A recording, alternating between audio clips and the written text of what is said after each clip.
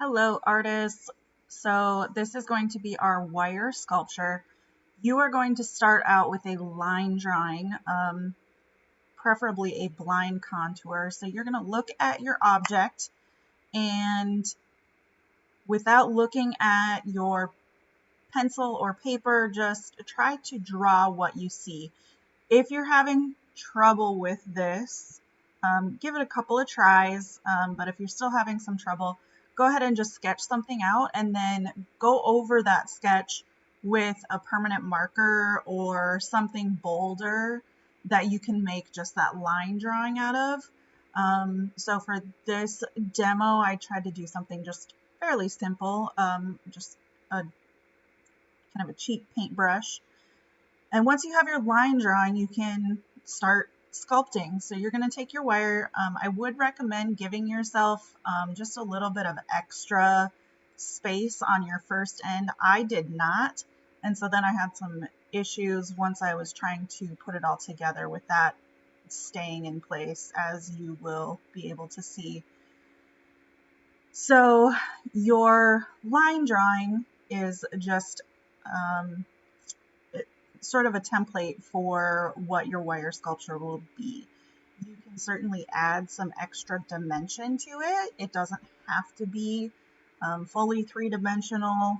As we looked at some of our examples today, you can make it as three-dimensional and give it as much volume as you want, but it can also be a somewhat flat piece if you'd like. So this one has just a tiny bit of dimension to it once we get done with it, but it's not completely three-dimensional either. But I'm just using my line drawing as sort of a basis, and it doesn't have to be exactly the same, but it'll just give your brain an idea and something to like wrap your mind around on what you're going to need to do with your wire.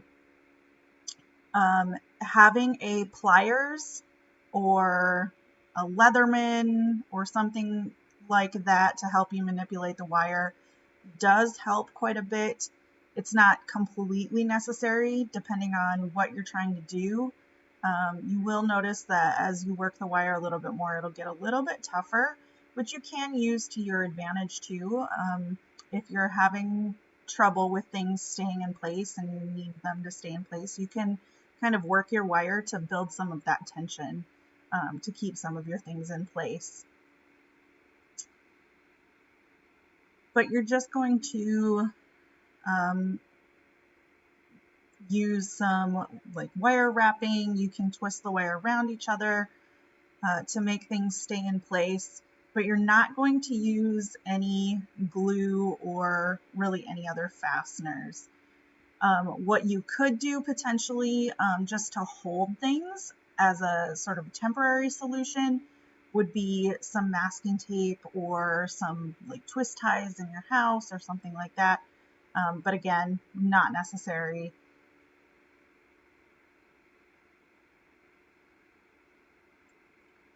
So as you're building your sculpture too, it doesn't need to be exactly perfect. You'll have time to sort of straighten things out and manipulate things a little bit later on as well. So just as long as you have the right amount of wire on your sculpture, that's going to be good enough. And then you can kind of bend and manipulate things a little bit later on too, just to kind of give it some finishing touches and things like that. So you can see that I am using my pliers to sort of twist and make sure that things stay in place there. Like I said, I did have a little bit of an issue with that first little part on the paintbrush handle because I didn't leave myself a little bit of extra space on the end of the wire that I could potentially either wrap around something or cut off later. But if you do have a multi-tool or Leatherman or just a pliers and then maybe a like a side cutters or a snips, those things are helpful, but not completely necessary.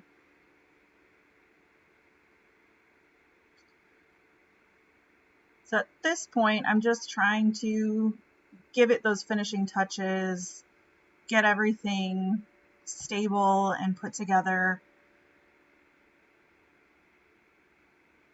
trying to make that first little bit that I didn't leave myself enough space on to just leave it hooked in there.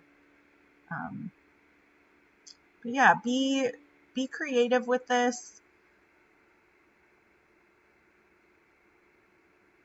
Take it as far as you want to go.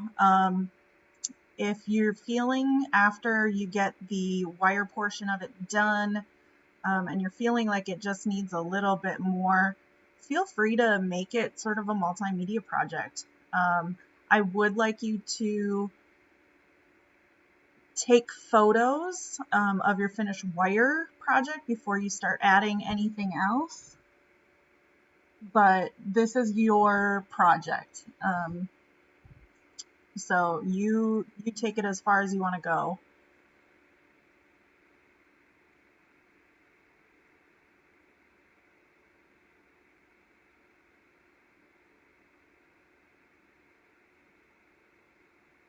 And you will see that I'm having just a few little struggles with keeping the wire. Again, it's kind of, it gets a little bit harder and creates some extra tension, and so you might have some springy wire going all over the place, but I am confident that you will find your way through this. And I am using a little bit thicker wire than what you have in your kits for just visibility purposes on this video. So you probably won't struggle quite as much as I am with trying to get this wire in place, just because I'm using a little bit thicker wire. And so there's just a few more issues with that as far as getting things to be in the spots that I really want them.